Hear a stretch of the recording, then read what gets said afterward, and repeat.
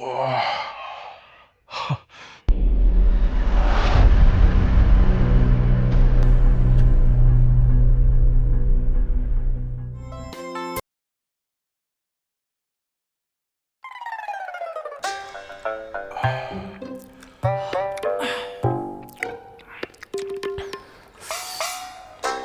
你说我俩为何在此苦候啊？为了抓李莫愁那个臭丫头。抓到李莫愁又如何？皇上说了，当把她押解离国，发配还满，走得越远越好。可是你我任务已经完成，为何还在此守候啊？咱还欠了花死老板娘50两银子。我俩既然已经把李莫愁卖为官妓，区区50两，又何足计较？哥哥绝世聪明，就这么办。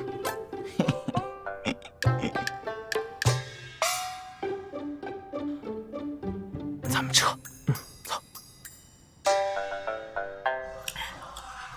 做人呢，最紧要的是要开心。饿了吗？我给你煮碗面。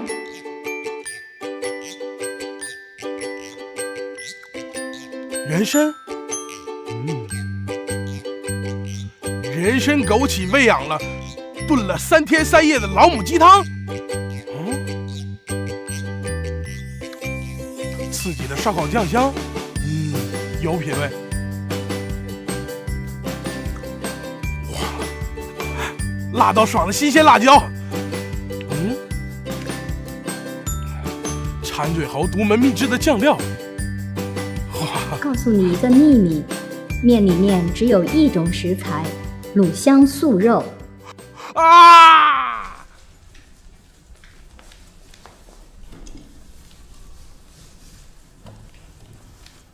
大点儿，再大点儿，保持保持。听说你贪污了100万。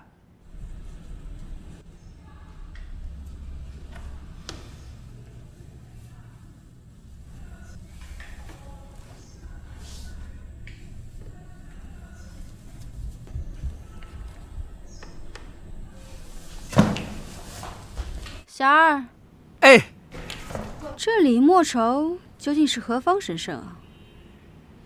这个嘛，我怎么会知道呢？你早上偷吃了3个鸡蛋，中午偷喝了花满楼，晚上偷吃了1个鸡腿。花姐，你要是这么斤斤计较的话，这点钱我可以给你。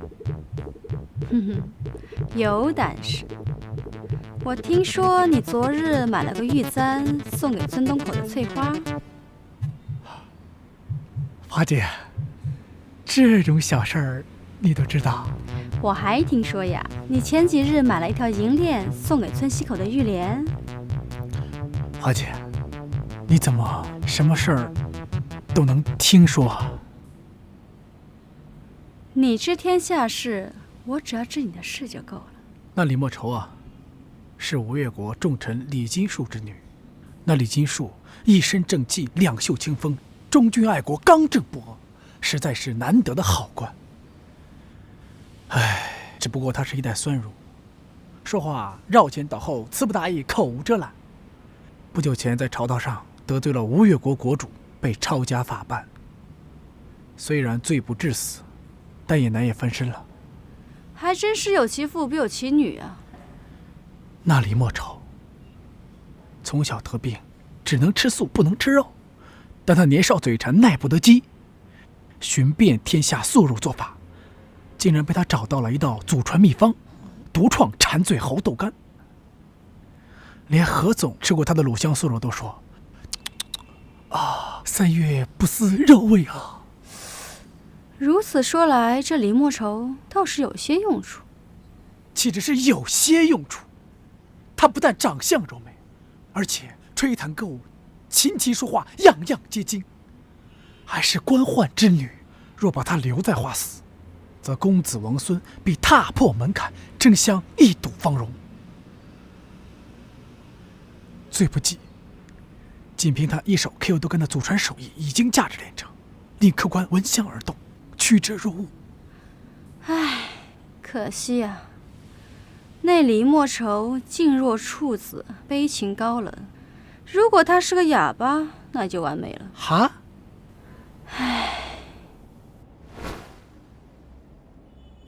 大恩不言谢，感谢花姐救莫愁于水深火热当中。花姐的大恩大德，莫愁做牛做马难以为报。唯有这冠绝天下的绝世 Q 豆干，才能聊表我心意。花姐，这份礼虽然是大了一点，但你千万不要推辞。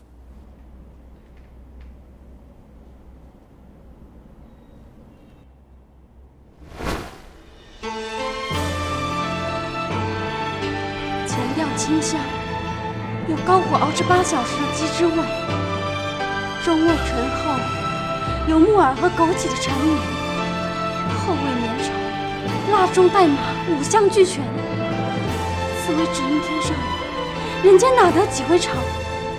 你确定这真的是豆干吗？可怕至极！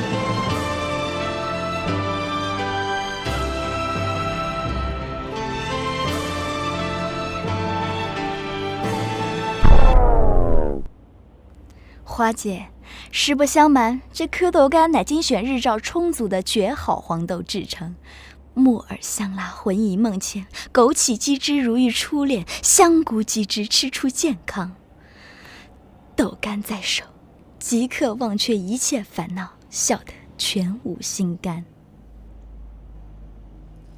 你倒是没心没肺啊，一点都不担心自己的前程。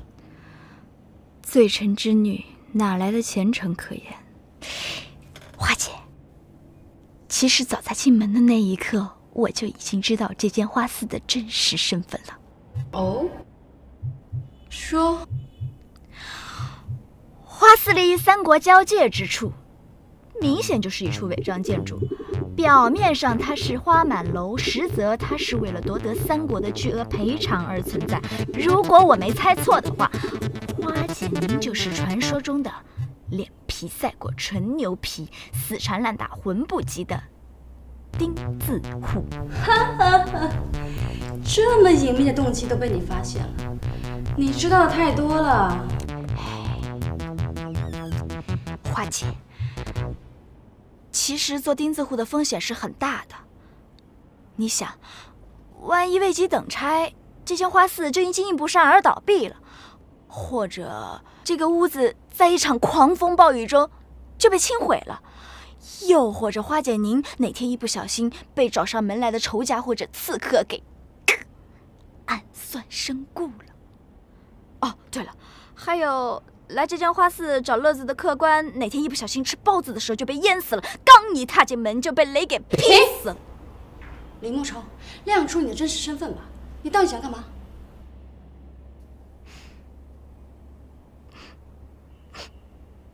且听奴家细细道来。我本吴越国名声显赫的重臣李青树之女，向家父一身正气，两袖清风，殚精竭虑，忧国忧民。不料偏有不测风云间人当道，暗箭难防。有一天，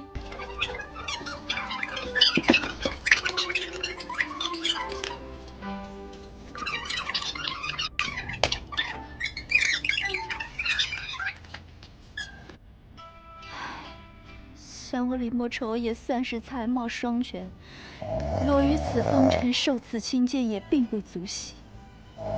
但我曾发愿并为家父收集证据，洗脱罪名，还我李家一世清白。就算是受尽凌辱，以性命相拼，也甘心情愿，绝不退却。现如今既来之，则安之。让我暂且在这间花肆过渡也未尝不可。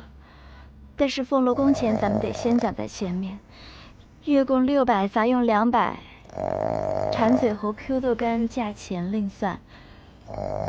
花姐，花姐。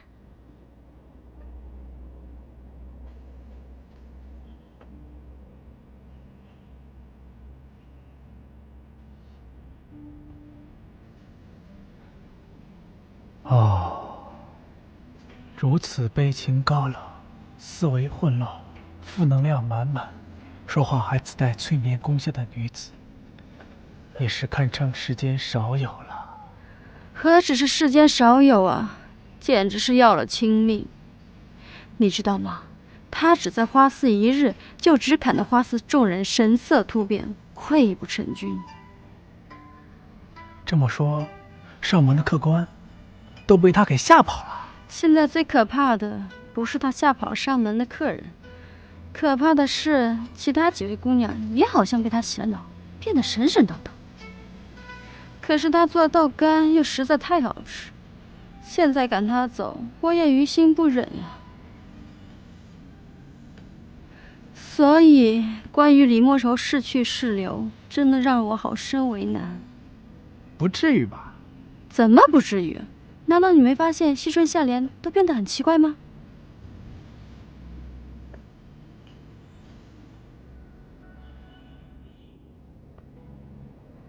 惜春姐，客人来了。知道啦。昨日与李公子陪酒，今日与王公子陪酒，明日又要与陈雅内游湖。整日与这些粗人相伴，真是无趣。你有趣，那你怎么还在这儿浪费口舌？姐姐，你说你整日在这里与人陪酒取乐是为了什么？你就算一辈子再努力，你还能爬上皇位吗？我再问你，从秦朝到如今，你能记住的皇帝又有几个？即便是我们短短活着的几十年里，有的人的名字曾经那么响亮，这么重要；有的人位高权重，不可一世。然而再过2年、5年、10年，便无人再提及了。再过50年、100年呢？红粉轻重，隐没尘土，到头来，还不是你一堆，我一堆，便再也分不清谁是谁了。还是莫过于做一个专心做豆干的匠人，舌尖上的花男。拼一道祖传的馋嘴猴 Q 豆干，便可相传万世。更何况我李家还有一道味道远在豆干之上，卤香兔肉。时光不会停留，一切终将结束。所有人面临的问题都得不到最终的解决。你以为你自己年轻就可以解决世间所有的问题吗？真的能吗？也许你会把未来想象得非常美好，前程光明，慷慨激昂。可事实呢？当你走出这扇门的那一刹那，你才会明白，原来陪酒取乐赚来的一点点卑微银子，才是生活的全部真相。别说了，传话送客。今天本姑娘心情不好，一概不陪。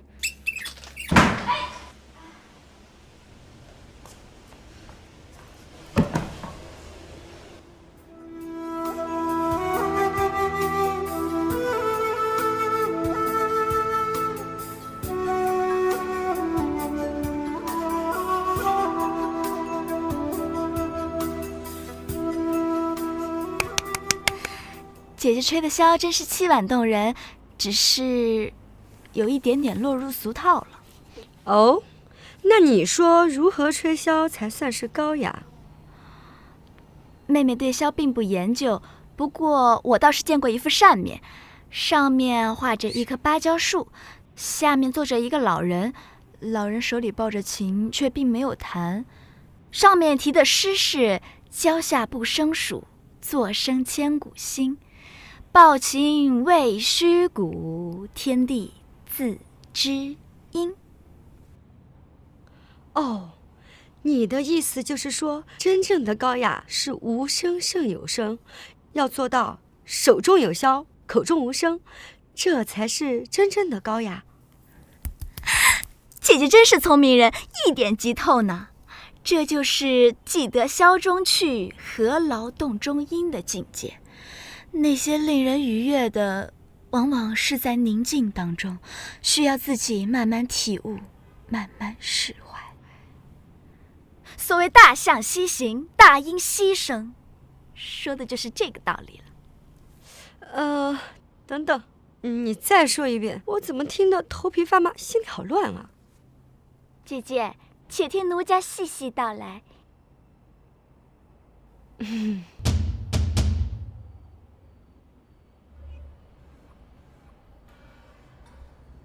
我是不是聋了？为什么我什么声音都听不到呢？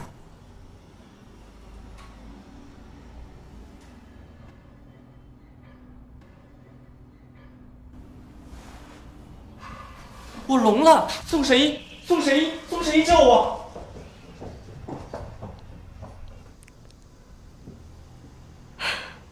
真不识好歹，连大音希声的道理都不明白。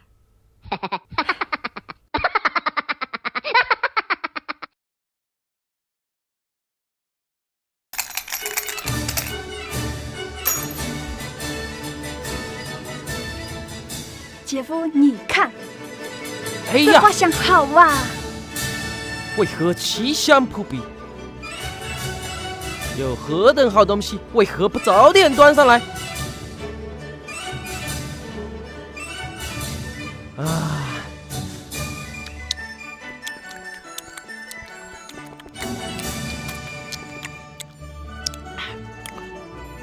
高士都干，其实可以。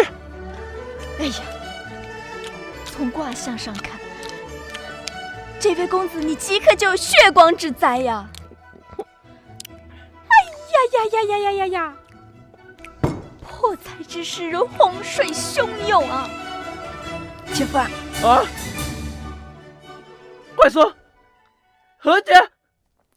如何破？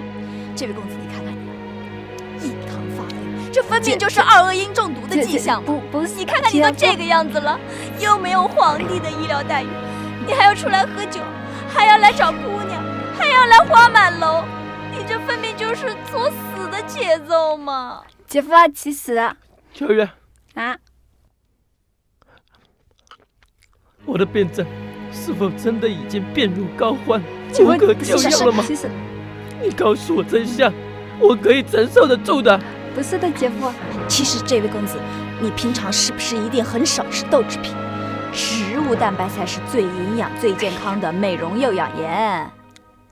你放心，栾鼠虽死也不同穴。